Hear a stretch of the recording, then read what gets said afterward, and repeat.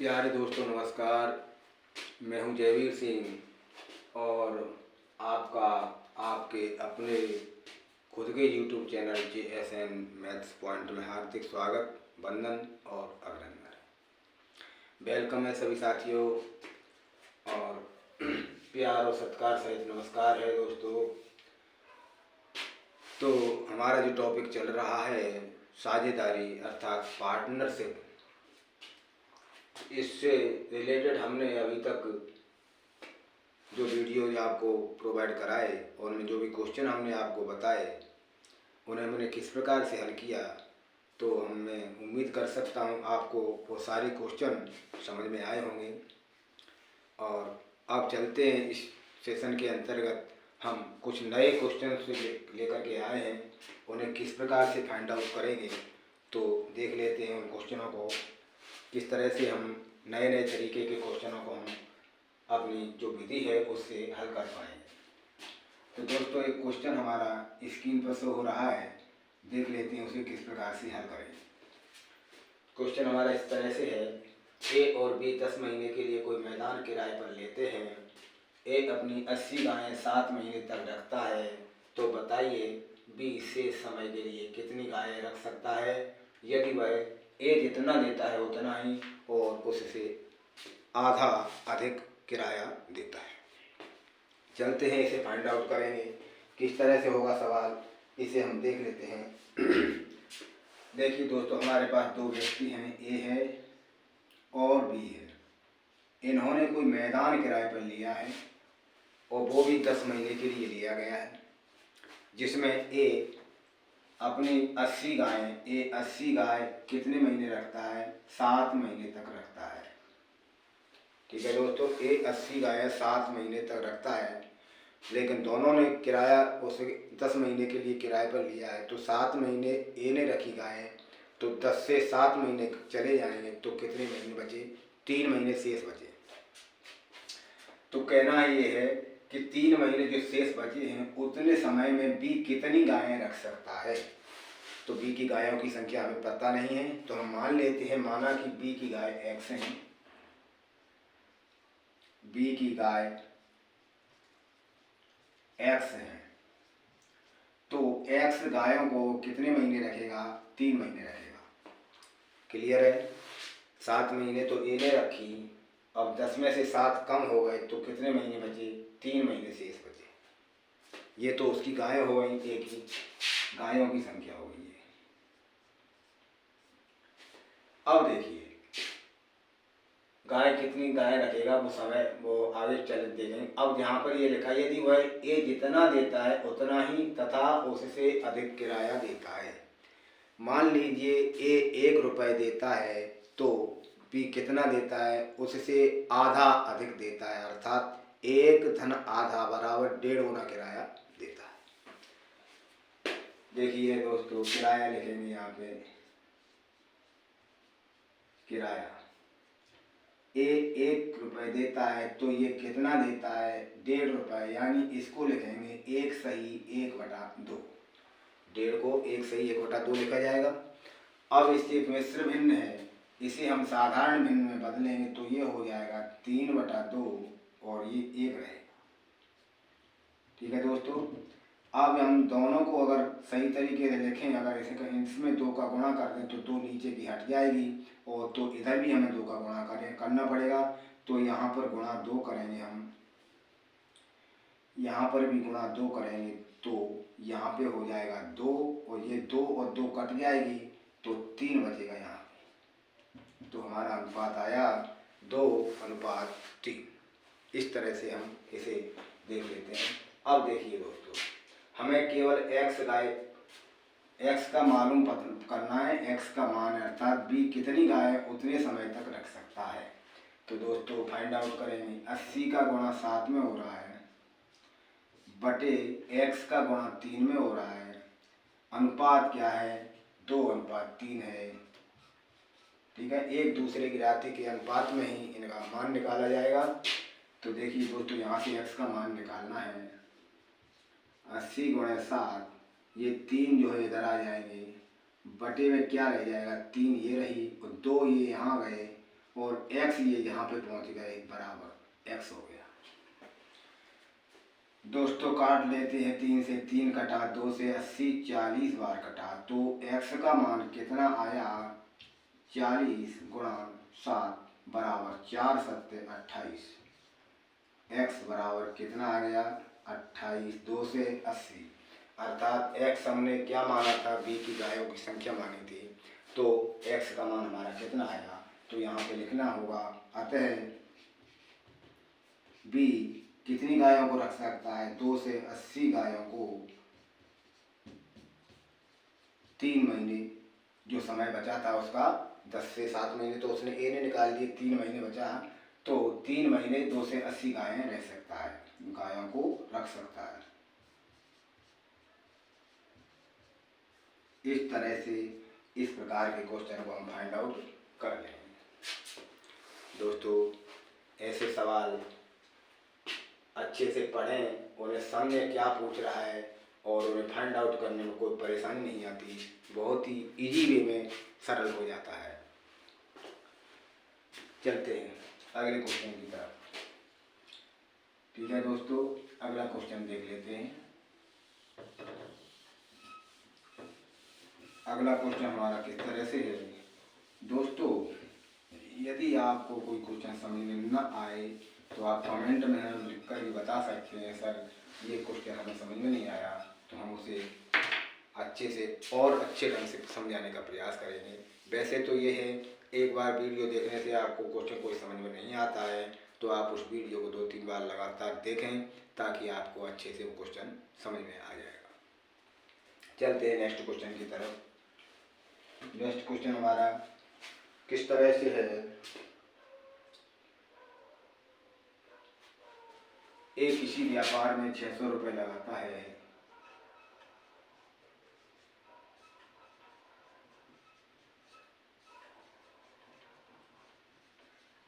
₹600 लगाता है तथा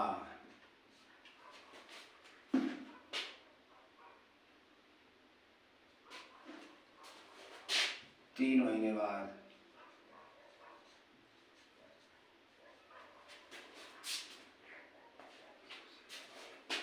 बी उसी व्यापार में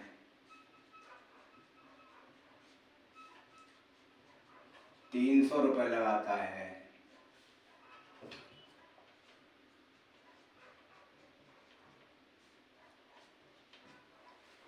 ₹300 लगाता है, व्यापार प्रारंभ होने के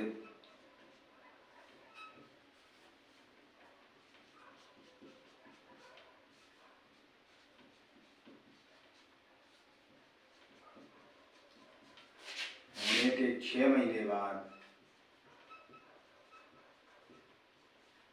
6 महीने बाद वे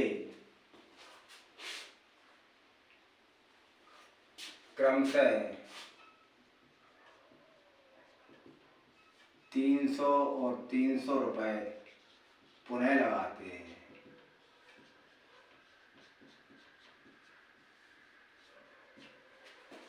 पुनः लगाते हैं और 18 माह बाद 375 का लाभ कमाते हैं।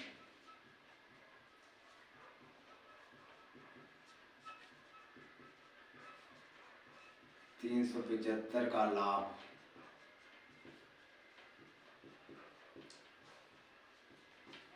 कमाते हैं, तो ए को कितना लाभ प्राप्त होगा,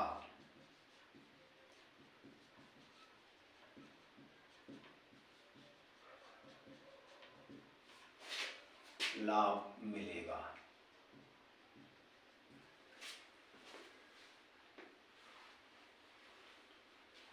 ठीक है दोस्तों, अब इसे अपन फाइंड आउट करेंगे किस तरह से। दो व्यक्ति हैं ए और बी। देखिए दोस्तों, ए और बी किसी व्यापार में 600 रुपये लगाता है ए। ठीक है, ए ने लगाया 600 रुपये, समय कितना दिया है 18 माह। 18 माह, कुल समय कितना है 18 माह अर्थात 1.5 वर्ष, ये लिखिए 18 माह। तो ए ने 600 रुपये लगाए, उसके बाद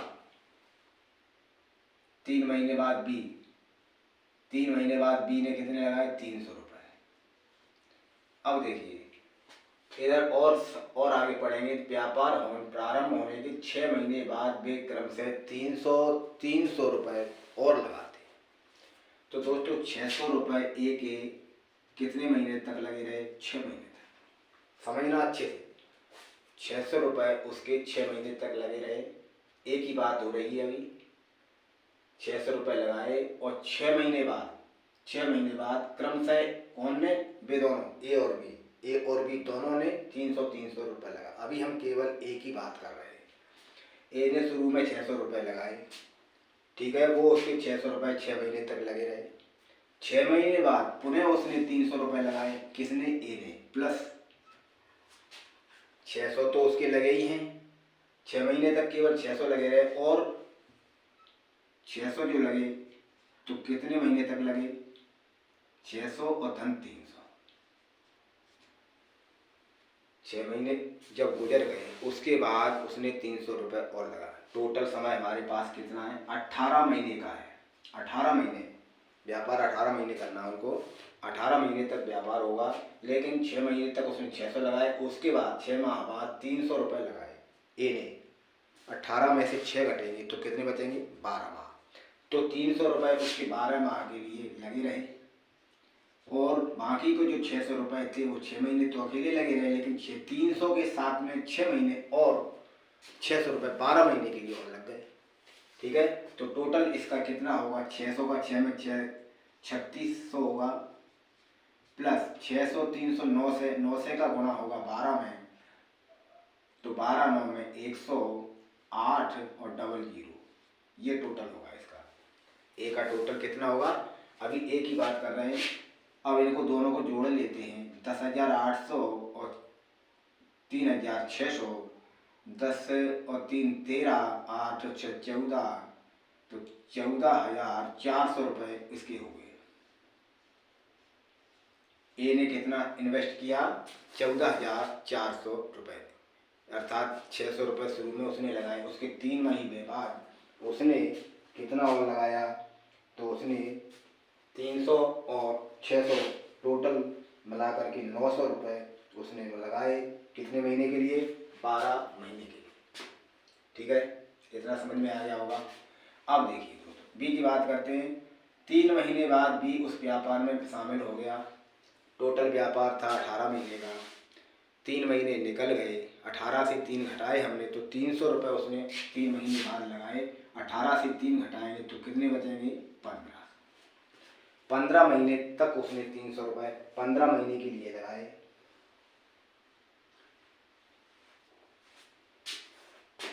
तीन महीने बाद व्यापार में 300 रुपये लगाए, और व्यापार प्रारंभ होने के 6 महीने बाद, समझना अच्छे से, व्यापार प्रारंभ होने के 6 महीने बाद देखिए 300 रुपये उसके, प्लस यहाँ से आएंगे 300 धन 300 बराबर कितना हुआ 12। किस तरह से 3 महीने बाद उसने लगाए थे, तो ए टोटल होगा उसका 15 तिया 4500 और 600 300 600 में 12 का गुणा करेंगे 7,200 रुपये आएगा, ठीक है। 600 दाम 6,000 और 6 दूनी 1200, 7,200 टोटल। अगर हम जोड़ें इनकी बात करें 7 4 11,700 रुपये हो जाएंगे। ये हुआ इनका कितना हुआ 11,700 रुपये हुआ। तो दोस्तों अब इनको डिवाइड कर लेते हैं, छोटी संख्या बनाते हैं। किस तरह से बनेगी 144 और 117,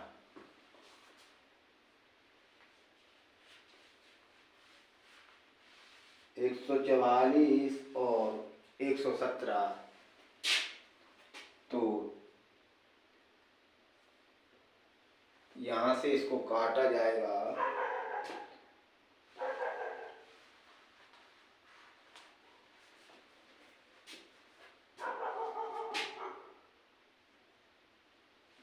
देखते हैं 16 13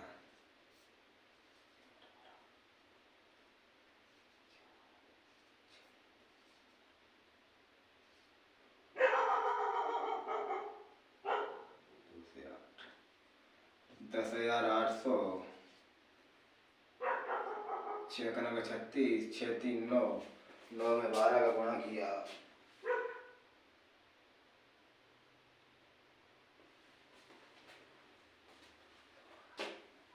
108,000। ठीक है, 10,800 और 3,600 0 0 4 144। इधर इनको जोड़ा जाए तो 15 3 4500 3 3 6 600 का 12 में गुणा करेंगे 7200 4500 0 7 11,700। ये आए।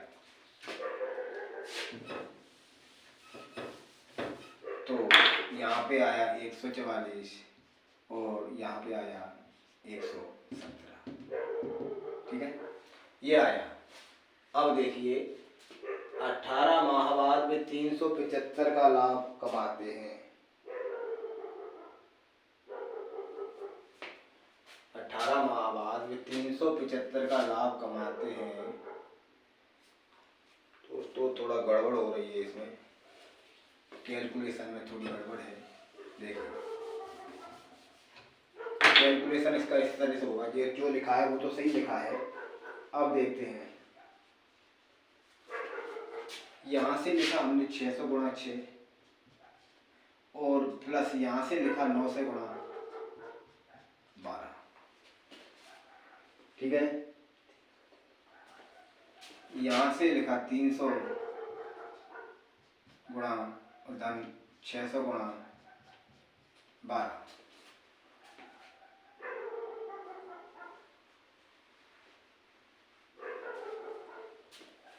यहाँ पे 3 आ जाएगा 3। ठीक है, किस तरह से होगा? 3 महीने बाद 3 महीने बाद भी उसी व्यापार में 300 रुपये लगाता है, तो इस तरह से इसको लिख लेंगे। तो यहाँ से लिखा हमने 300 दोनों में कॉमन है और गुणा 6 कॉमन है, तो यहाँ से कॉमन लिया तो यहाँ 2 बचेगा प्लस 3 त्रिक 9 बचेगा और गुणा 2 बचेगा, ये बचेगा।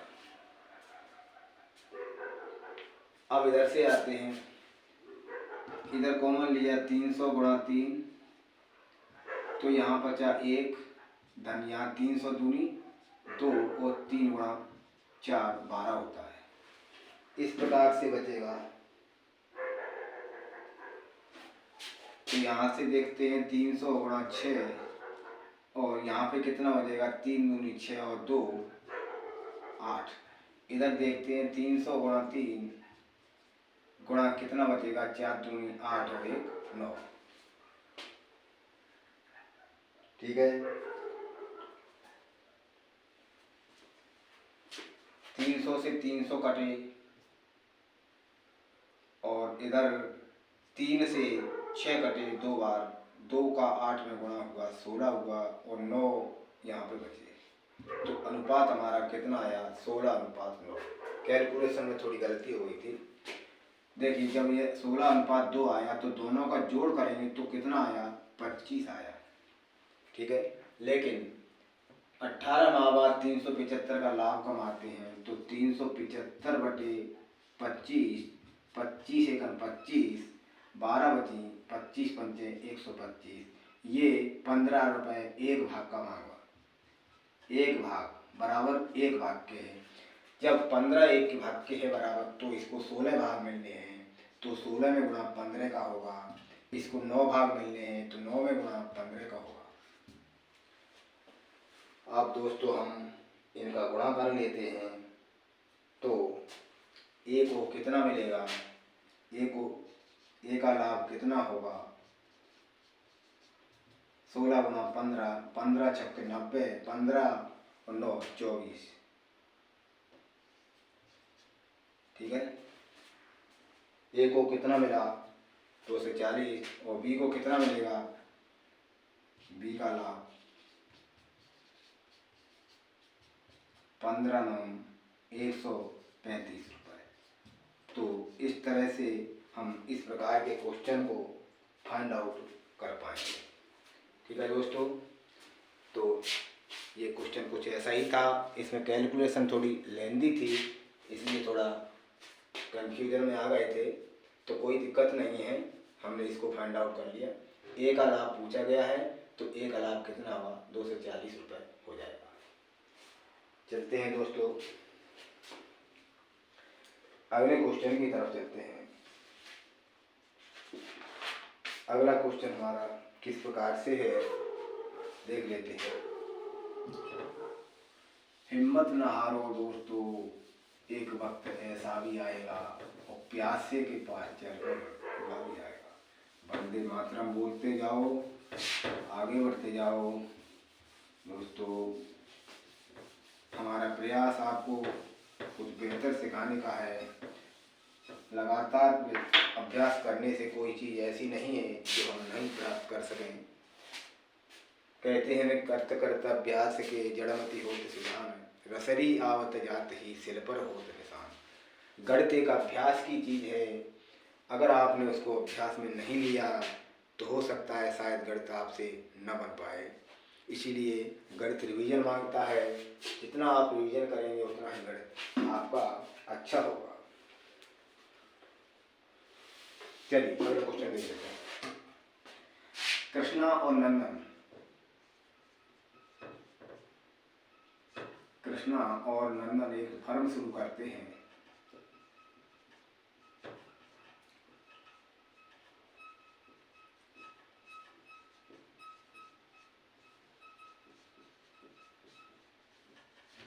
कृष्णा और नंदन एक फर्म शुरू करते हैं।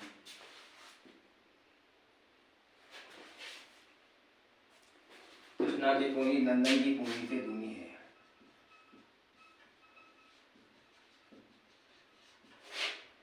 नंदन की पूंजी से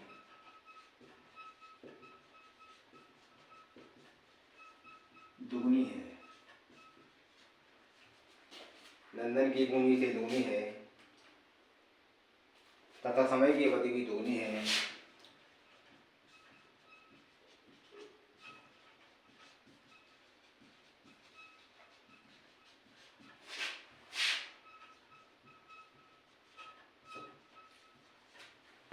दुगनी है।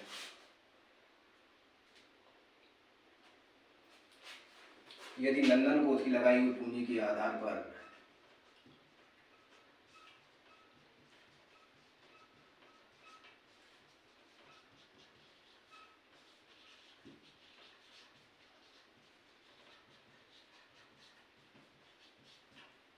₹4000 का लाभ प्राप्त होता है,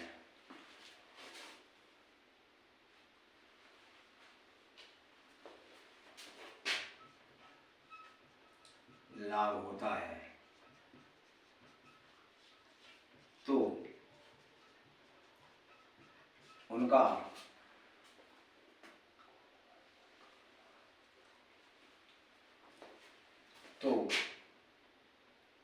कुल लाभ ज्ञात करो।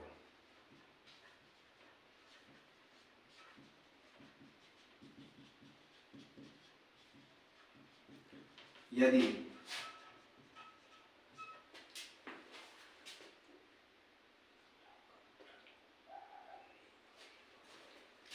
लाभ का वितरण उनकी पूंजी और समय के अनुरूप हो।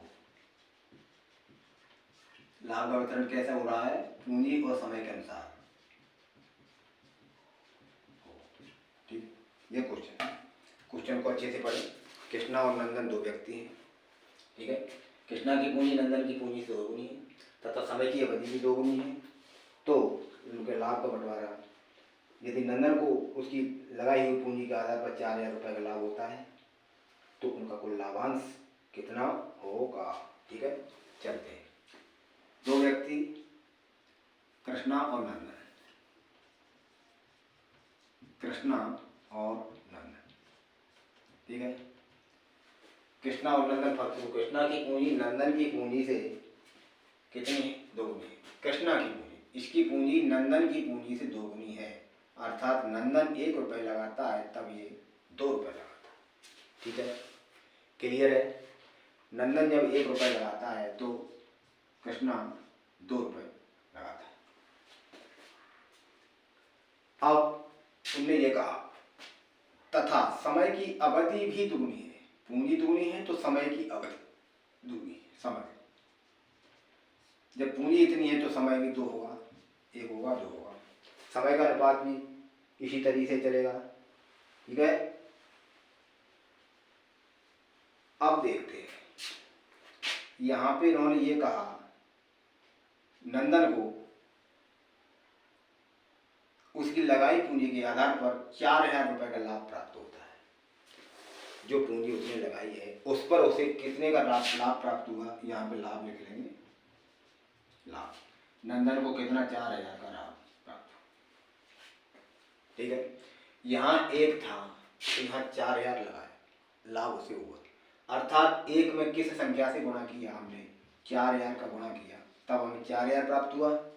जब यहाँ पे ये स्थिति बनी 4,000 का गुणा किया है तब यहाँ पे ये क्या हुआ, 4,000 का प्राप्त हुआ। इधर पूंजी का क्या होगा, समय और पूंजी दोनों का गुणा हो जाएगा, समय गुणा पूंजी। इधर भी हुआ था 1 और 1 का गुणा 2, 1 ही होगा। इधर समय और पूंजी दोनों का गुणा होगा, 2 गुणा 2 बराबर कितना हो जाएगा, 4 हो जाएगा। तो यहाँ पे था 1। ठीक है, यहाँ पे 4 हो। जब 1 भाग का मान 4 है, 4,000 है, तो यहाँ पर कितने हैं, 4 भाग हैं। इस पर कितने हैं, 4 भाग हैं, तो 4,000 का गुणा इधर भी होगा, इधर किया तो इधर किया है। 1 भाग का मान 4,000 है तो 4 भाग का मान कितना हुआ, 4 गुणा 4 बराबर 16,000। ठीक है, तो इस तरह से अब उन्हें हमें ये पूछा है कुल लाभ कितना होगा, दोनों व्यक्तियों का कुल लाभ कितना हुआ। जब कृष्णा को 16,000 हुआ और नंदन को 4,000 हुआ तो कुल लाभ कितना हुआ, कुल लाभ कितना हुआ, 16,000 धन 4,000 बराबर 20,000 रुपये लाभ होगा। यही हमारा आंसर हो जाए। ठीक है दोस्तों, कितना इजी क्वेश्चन, इसे हम इस तरह से फाइंड आउट कर पाएंगे। ठीक है, इसकी नोट लेना चाहे ले सकते हैं, क्लियर होगा। चलते हैं अगले क्वेश्चन की तरफ। अगला क्वेश्चन हमारा किस प्रकार से है, देख लेते हैं उसे।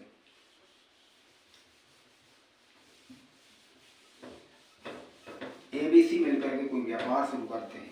3 व्यक्ति हैं एबीसी, ए बी सी मिलकर व्यापार शुरू करते हैं।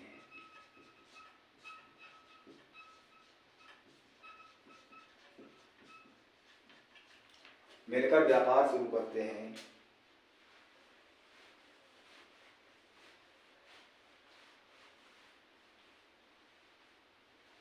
कुल पूंजी का 1/3 भाग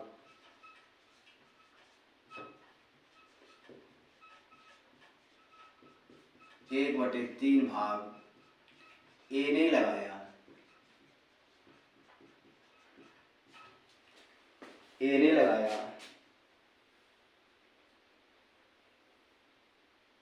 तथा बी ने उतनी पूंजी लगाई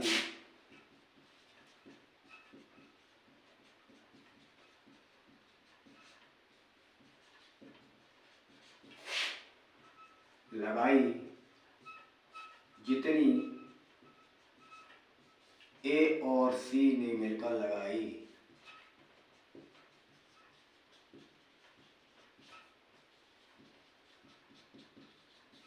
ठीक है, 1 वर्ष के अंत में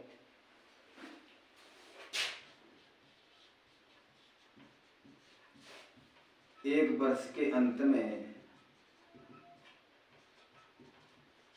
23,500 का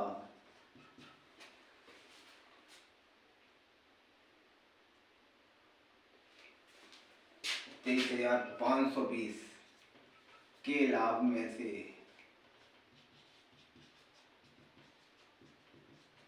प्रत्येक का भाग बताओ।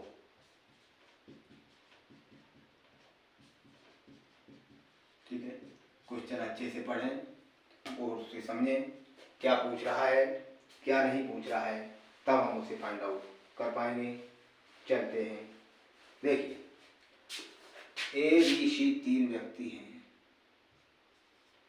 सी क्या कह रहा है क्वेश्चन, ए ने कुल पूंजी का, मान लेते हैं पूंजी, कुल पूंजी यानी 1 रुपये है, 1 रुपये पूंजी है, तो ए ने 1 रुपये में से कितना लगाया, 1/3 भाग लगाया। ठीक है, ए ने कितना लगाया कुल पूंजी का, 1/3 भाग लगाया। ठीक है, अब देखिए बी ने उतनी पूंजी लगाई जितनी ए और सी ने मिलकर लगाई। कितनी पूंजी लगाई, ए और सी दोनों ने मिलकर जो पैसा लगाया उतना बी ने अकेले लगाया, बी ने अकेला लगाया। अब देखिए दोस्तों, बी का भाग कैसे पता करेंगे, बी का भाग पता करने के लिए क्या करते हैं, यहाँ पे हम एक समीकरण बनाएंगे। तीन व्यक्ति हैं, ए प्लस बी प्लस सी, तीनों ने मिलकर 1 रुपये लगाया। ठीक है, ये थोड़ा छोटा कर देंगे यहाँ पे क्योंकि इसका कैलकुलेशन करना पड़ेगा। ए प्लस बी प्लस सी तीनों ने मिलकर के कितना लगाया, 1 रुपये लगाया। अब ए 1/3 लगा चुका है, प्लस बी का पता नहीं, सी का पता नहीं, बराबर 1। क्लियर है। अब बी और सी का यहाँ से निकलेगा, बी प्लस सी बराबर 1, ये है 1/3, इधर आएगा माइनस का हो गया, बराबर कितना होगा, 3 में से 1 जाएगा, 2/3। बी और सी कितना लगाते हैं, बराबर 2/3। ठीक है, हम समीकरण बना रहे हैं। जब बी और सी कितना लगाते हैं, 2/3, और क्वेश्चन में ये लिखा है बी उतना लगाता जितना ए और सी मिलकर लगाते हैं। ठीक है, तो ए प्लस सी के बराबर कितना है, बी, ए प्लस सी के बराबर कितना है, बी। क्लियर है ना। अब यहां से हम क्या करेंगे, ये हमारे समीकरण मान लीजिए, कुछ भी मान लीजिए, ये समीकरण हम इसको 1 नंबर दे देते हैं, या इसे 1 दे दिया हमने, इसे 2 दे दिया और इसको हमने 3 दे दिया। अब हम इसे हल करेंगे, इससे हमें क्या मिल जाएगा, इससे हमें ए का काम मिल जाएगा। कैसे, देखते हैं। ए का काम हमें इस तरह से मिलेगा,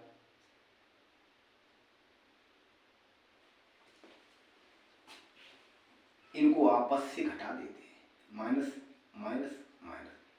तो देखिए ये लिखा बी प्लस सी माइनस ए माइनस सी बराबर होगा 2/3 माइनस बी, ये समीकरण बना। तो यहाँ से सी और सी कट गया। ठीक है, तो b माइनस ए बराबर यहाँ ही लिख देते हैं, b माइनस ए बराबर कितना बचा, 2/3 माइनस बी, 2/3 माइनस बी, यही तो बचेगा। अब देखते हैं यहाँ पर b माइनस सी, इसे इधर पक्षांतर कर लेते हैं, b इधर आ जाएंगे तो 2 भी हो जाएंगे, धन के 1 भी और 1 ऋण के भी, वो दोनों धन के हो जाएंगे, माइनस ए बराबर हो जाएगा 2/3। ये समीकरण बना अब नया। अब नया समीकरण जो बना उसमें ए का मान रख देते हैं। ए कितना, 1/3 पूंजी लगाता है, तो बी का यहाँ से निकल आएगा। कैसे, 2b बराबर 2b माइनस ए है ना, माइनस ए की जगह 1/3 बराबर हो गया 2/3। ये समीकरण लिखा, हमने कुछ नहीं किया, केवल ए की जगह 1/3 रख दिया। ठीक है, तो यहाँ से 2b बराबर निकालना है हमें 2/3 माइनस के 1/3 उधर गए प्लस के हो जाएंगे 1/3। एलसीएम 3 आएगा, 2 और 3 जुड़ जाएगा, तो 2b बराबर 1 होगा, तो b बराबर 1/2 हो जाएगा। ठीक, ये b का हो गया। b की पूंजी कितनी होगी? 1/2। a की दी गई है अपन को, a की दी गई है 1/3 और b कितना लगा रहा है, तो 1/2 यहाँ से रख ले। ठीक है, आया क्या समझ में? 1/2 कहाँ से आया, ये हमने इस तरीके से निकाला। अब हमें c का पता लगाना है, c कितना लगाता है। अब क्वेश्चन में ये कहा गया है a और c मिलकर के जो पूंजी लगाते हैं उतनी अकेला b लगाता है। जब पूंजी हमारी 1 रुपये है, b ने 50 पैसे लगा दिया, तो कितना बचा? 50 पैसा बचा। तो 50 पैसे a प्लस c दोनों लगा रहे हैं, तो a प्लस c बराबर 1/2 होगा। यहाँ से निकाल लेंगे, a प्लस सी बराबर कितना होगा? 1/2 और b बराबर 1/2, दोनों मिलकर के तीनों के काम में अर्थात पूंजी कितनी होगी? 1 रुपये होगा। अब यहाँ पे a का मान 1/3 है, प्लस c का निकालना है तो 1/2, तो c का मान निकालना है तो 1/2 माइनस 1/3 होगा। c बराबर एलसीएम 6 आया, 2 3 और 3 2, तो c का मान कितना आया? 1/6। इस तरह से हम इसे फाइंड आउट कर लेंगे। तो c की जगह हमें कितना रखना पड़ेगा? 1/6। क्लियर है? अब यहाँ तक हम पहुँच गए, तो अब इन तीनों का जोड़ कितना होना है? कितना होगा? तीनों का जोड़ होगा 6। छोटे रूप में लिखते हैं, थोड़ा बोर्ड छोटा पड़ता है। a b c, a का मान 1/3, b का मान 1/2 और c का मान 1/6। ये क्या है? पूंजी। इन सब का टोटल किया तो पूंजी हमारी 1 रुपये बनी। ठीक है, क्लियर है? ये 1 रुपये बन गई हमारी पूंजी। अब देखिए दोस्तों, ये दोनों सब इतना है, कितना है? 1 है। वर्ष के अंत में 23,520 रुपये का लाभ होता है। ठीक है, तो लाभ कितना हुआ? 520 का, 23,520 बटे 1 करेंगे तो 1 का भाग अगर इसमें देंगे 23,520 ही आएगा।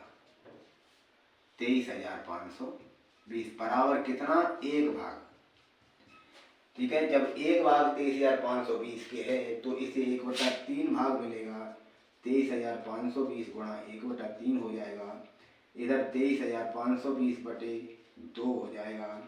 इधर होगा 23,520 बटे गुणा 1/6 हो जाएगा। इस प्रकार से हम इनका कैलकुलेशन करेंगे, मल्टीप्लाई करेंगे, भाग करेंगे, तो इसका आएगा 7,840, इसका आएगा 11,720, 760 और इसका आएगा 39,20 रुपये। अनुपात बीच में लगा हुआ है। अब हमें ये कहना है प्रत्येक का लाभ भाग बताओ, तो a का भाग और b का भाग और c का भाग कितना कितना? a का है 7,840, b का है 11,760 और c का है 3,920। इस तरह से हम इसे फाइंड आउट कर लें। थोड़ा क्वेश्चन को समझें। एक का भाग दिया गया है, दूसरे का भी निकाल लेंगे, तीसरे का भी निकाल लेंगे। भाषा को पढ़ के समझा हमने और हमने इतना कैलकुलेशन करने के बाद क्वेश्चन को फाइंड आउट कर दिया। ठीक है दोस्तों, तो इस तरह से हम इस प्रकार के क्वेश्चन को हल कर पाएंगे। तो दोस्तों, ऐसे ही क्वेश्चन हमें एग्जाम में आ सकते हैं, तो उन्हें हम इस प्रकार से फाइंड आउट करेंगे। तो दोस्तों चलते हैं इस वीडियो में, बस इतना ही। कुछ क्वेश्चन और हैं जिन्हें लेकर के हम नेक्स्ट वीडियो में हाजिर होंगे। तब तक के लिए धन्यवाद। वीडियो अच्छा लगा हो तो उसे लाइक करें, दोस्तों में शेयर करें चैनल को अवश्य सब्सक्राइब करें और बेल आइकन दबाएं ताकि इसी प्रकार के वीडियो आप पाने के लिए सबसे पहले नोटिफिकेशन आप तक पहुंच सके। धन्यवाद दोस्तों, नमस्कार।